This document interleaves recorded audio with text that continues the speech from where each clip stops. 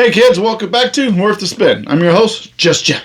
Alrighty, hey, thanks to one of you guys out there gave me a great idea, and it is a great idea. I was thinking about doing this eventually. Me and Kelly had talked about this little rabbit hole, and she was like really surprised to hear that. So I'm going to go through it today because it was suggested. I think it's a great idea, and I was looking for ideas for a new video anyway. I did a couple yesterday, and those I did not like. I was like, man, I wouldn't watch these. So you get rid of them and do another one all over again. All right, today we're going to talk about, that's right, Sir Paul McCartney. What are we going to talk about? Well, he's dead. Didn't you know that? Since 1966. So I might put an album out here in a couple of weeks with his name on it. I don't know how he feels about that, but it's coming out. All right, so let's take a look at this silly yet fascinating story from the Beatles, involving the Beatles. And I remember when I was a kid, first got into the Beatles, and I found a book at a used bookstore or yard sale or something, and it had the whole Paul's dead thing, and I'm like, wow, and I started looking on the covers, and I'm like, wow, it's true, look at this stuff, but obviously, as I got older, I realized, poopycock, that's not real. It's ridiculous. It's redonkulous. So, let's talk about it, and we'll let you decide. So, late 1966, November of 66, leaving Abbey Road Studios, Paul had a car accident. So the story goes, Mr. McCartney passed away in this car accident.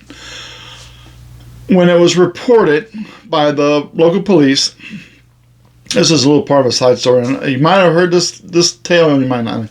So when it was reported by the local police, Britain's secret, their version of the Secret Service, the M16, got wind of it, and they sent a guy named Maxwell, an agent named Maxwell, to look into this. And when he got there, he's like, this is Paul McCartney, this never happened, blah, blah, blah, blah, blah. And I don't know, whatever threats he made to the local police. And they had the car and Paul's body and everything hauled off. And I tell you that because part of it, Abbey Road, there's a song, Maxwell Silverhammer, it's supposed to relate to this guy. And I've heard an alternate story where this Maxwell fellow follows the Beatles through the rest of their career to make sure that they don't say anything about Paul dying. Because the news got out that a Beatle died, especially Paul McCartney, everybody in England would have lost their it would have been raining cats and dogs and fire and brimstone. And there's that quote from Ghostbusters I was hoping to remember to use for this, but I obviously don't remember. But if you know that quote, that's what would have happened had the news got out that a Beatle, especially romantic Paul McCartney, had passed away.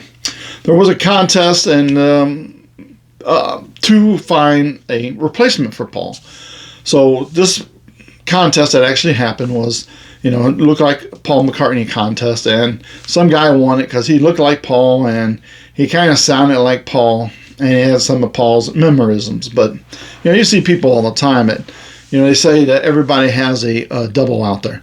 So this is everybody has a double. So it all plays into the story. So some true facts with some false facts, and you mix them all together, and you get the Paul's dead thing. So we're going to start out here. We're going to look at the 4 albums that this entails, and we're just going to take a look at some of the evidence to say that Paul actually died in 1966. So the reason this all started was not just because of the car accident. So there was a car accident, and it was, people kind of knew about it, and it was kind of talked about, but it wasn't a huge thing. And then like in 69, some college journalist guy picked up on it and read it and started doing these articles on it, Paul's dead, part 1, and these articles on all this stuff and how this would show that Paul was dead. So that's why it became the thing that it became. So let's take a look at a few little things here, the fun facts, and see what we can come up with, okay?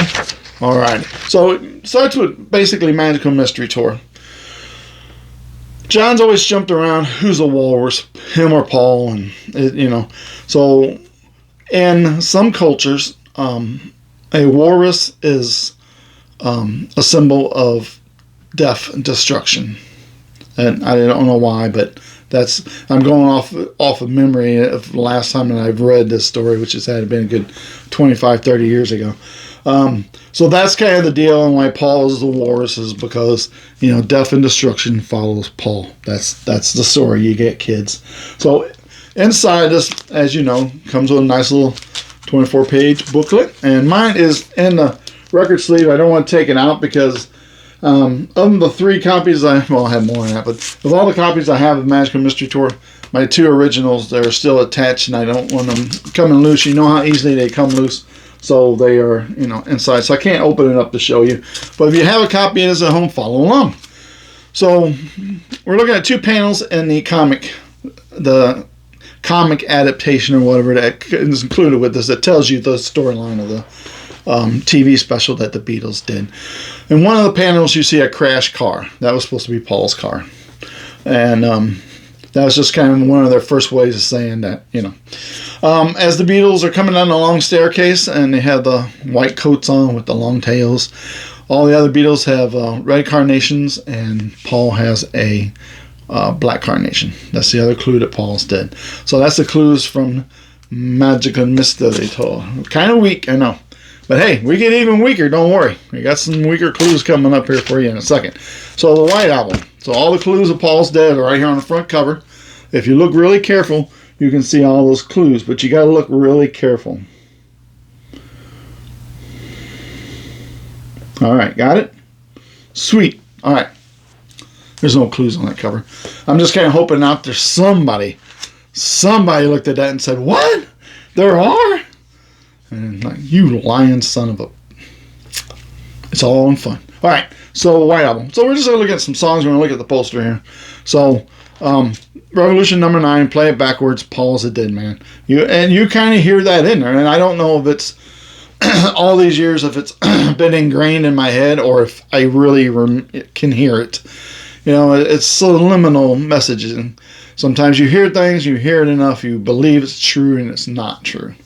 So I couldn't tell you if it's really there or not at this point, because all my life since I've heard this story and I've heard it. And I play an example, but my turntable doesn't have a neutral function or where you can stop it between 33 and 45 and play backwards. So I can't do that on there. If you have one at home, do it yourself, or you can look it up. It's probably, I'm sure it's on YouTube or Google or something. So there's that. I'm so tired. You hear backwards messaging on there.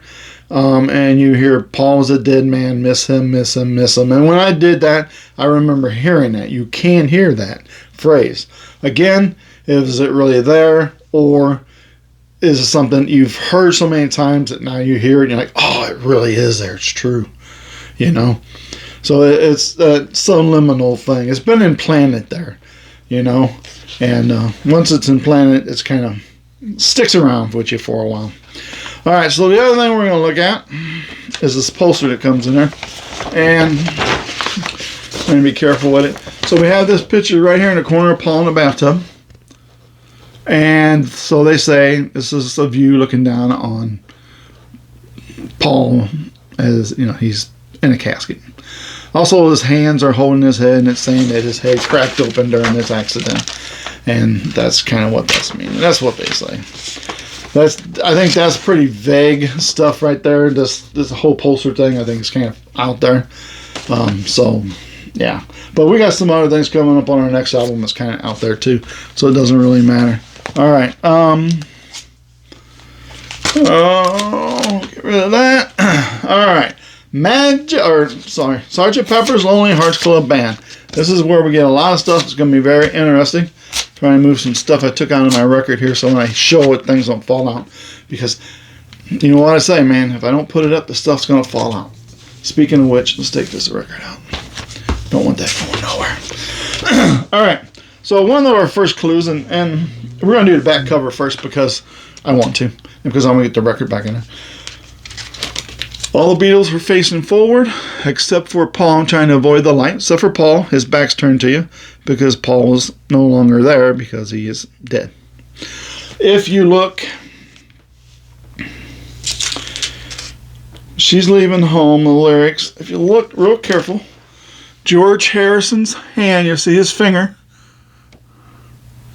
All right, it points to the part in the lyrics of the song that say, it's 5 a.m. 5 a.m. in the morning, and that is what they're saying was around the time that the accident happened. And in real life, the accident was later in the evening, not in the morning. But that's part of the clues is George's finger on there. Alrighty. Sgt. Pepper Reprise. It's another one. If you play it backwards and you hear Paul's dead, a phrase in there about Paul being dead. Paul's dead. Was Paul's dead? Yeah. Really, really dead. Really, really dead, I think is what it is that it's supposed to say. If you play that backwards. Again, I can't do it because my turntable doesn't have that functionality. So we'll get this back in here. And we're going to go to the inside. So if you're following along, we're going to the inside cover now. And on the inside cover, Paul has this badge on his uniform. You can see it there. And it looks like it says OPD. It really is OPP. But with the crease in there, it makes it look like OPD. And it's supposed to be that way. Officially pronounced dead is what that is supposed to symbolize, is that he's dead. And that's what that says on there. All right, front cover. If you're following along, a lot going on here. So let's start out with so you have the garden here, the flower bed, or called the grave, and you have the bass guitar made out of flowers, and that's supposed to be Paul's bass on his grave. There's only 3 strings, not 4. That means there's only 3 Beatles now, not 4. That's what they say. You have the dial here in the corner, and in that dial's lap is a car. It's an Aston Martin. It's the car Paul had the accident in. And then over here you have a driver's glove, which is covered in blood, which is supposed to have been Paul's because he used driving gloves, and that was one from the accident. All right, moving on.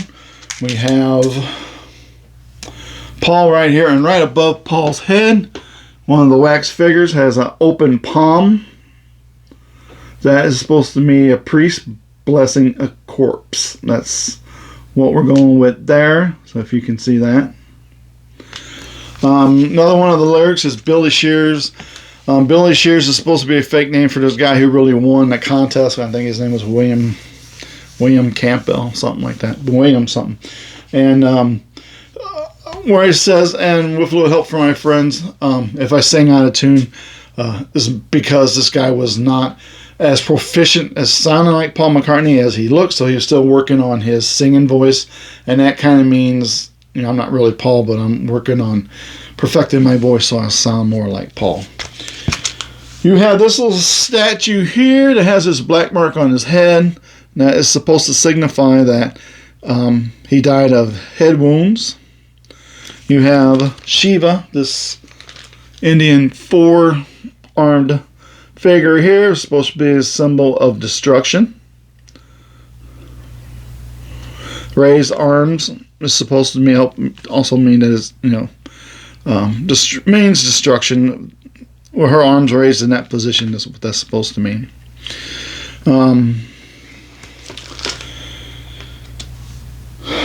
Covered mirror, bass drum. So if you look at the bass drum, if you take a mirror, I don't have one, I looked, and put it right along the edge right here, so it reflects just on this middle part here, the stuff that's in the middle part right there.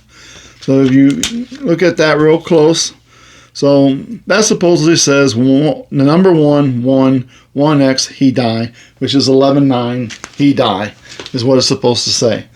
So you're supposed to see 11-9, he die in there with a mirror when you put it across there, saying that Paul died on the 9th of November. That's what we're saying there with that.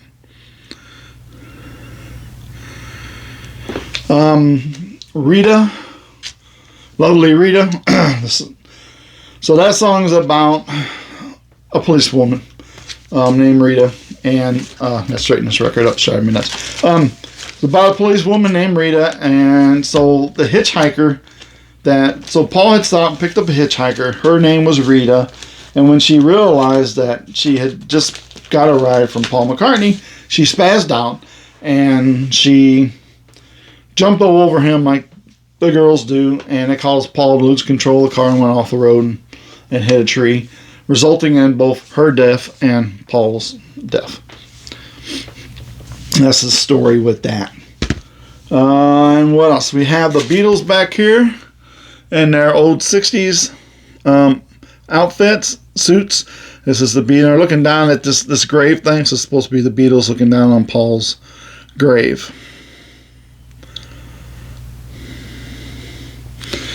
And I believe that is everything. There's also something to do with all the Beatles here have brass instruments. Paul has a wooden flute thing. I forget what it's called, but that's supposed to be I don't know. It's some kind of black wood, whatever, and it's supposed to signify that Paul's dead. And I forget how. That's kind of one of those out there. It's kind of like somebody looked at this cover and said, we got to find anything on here, on this cover, that would say that Paul's dead. And just kind of made up some stuff. Is kind of what I think. So that's all we got on Sgt. Pepper. There's a lot of stuff on Sgt. Pepper. It's a lot on our next album too, because this is the one that has the most like in your face, like wow, you look at it and say, man, oh, that's true. I can see it. Obviously, this is a true story. It's not. Oh, Abbey Road. Here we go, kids. We all know the famous zebra crossing. So this is the Beatles walking across. John is in white because he's the preacher, the pastor, whatever. Ringo is dressed in black. He is the, what do they call them? Give me a second. Undertaker. He's the Undertaker. Paul is obviously deceased. He doesn't have shoes on because some countries don't bury their dead in shoes. But if you watch the Let It Be documentary, you can see a few scenes where Paul's in there and he doesn't have shoes on. So, no, not the Let It Be documentary, but there's one on Abbey Road. I forget the name of it. But if you find some of those stills in a magazine of Abbey Road, you'll see that Paul didn't have shoes on. He's kind of one of those didn't like to wear shoes kind of people. So that's what that was about. And this cigarette is in his right hand because the guy who won the contest was really right-handed, and he had been pretending to be left-handed the whole time. We have the Volkswagen Beetle back here with the license plate on it. We all know about that clue. It says 28. Well, it says LWM 28F. And it's supposed to mean Linda McCartney weeps, and then 28 if Paul would have been alive. He'd have been 28 years old at the time. That's what that's supposed to mean there. And it's a lot of it's pretty far-fetched, but then when you look at stuff like that, it's like, wow, that's pretty darn. But as we found out, the age is wrong by a year for Paul, and Paul just didn't wear shoes, and why he had his cigarette in his hand, who knows, and why he's out of step, who knows. But if you look at the other photos that were taken that day of the Beatles crossing, they were out of step in some of the other ones too, not just Paul but other members. So this just happened to be the one they picked, and this is the one that happens to have Paul out of step. So there you go. Back cover has nothing. Maxwell Silver Hammer, the song on here. So this is a story I read years ago about that. So there was the M16 agent I told you about who came and investigated the possibility that Paul was dead. His name was Maxwell, and he would show up anytime the Beatles would try to put something on one of these other albums and say, this isn't the real Paul McCartney, he's dead. And this agent Maxwell would show up and apply the hammer and say, hey, you either go along with this, that this is the real Paul McCartney and he's not dead, or, we make your lives really miserable and your family's lives really miserable and whatever that, threats that he wanted to do. The whole Men in Black kind of thing, I guess.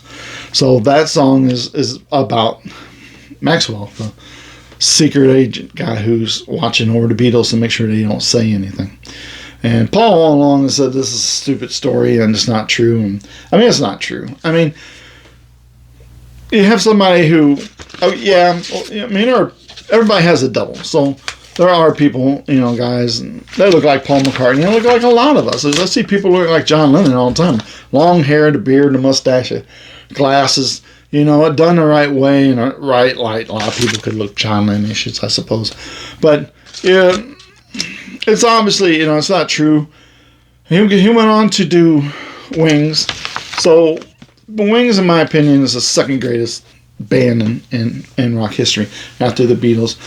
So all this talent created all these songs. It's not like there was ghostwriters. Nowhere along the line of these stories they say, well, there's a ghostwriter who wrote this song because this guy couldn't write music and couldn't write this and couldn't, and all this other stuff. And that's just not true.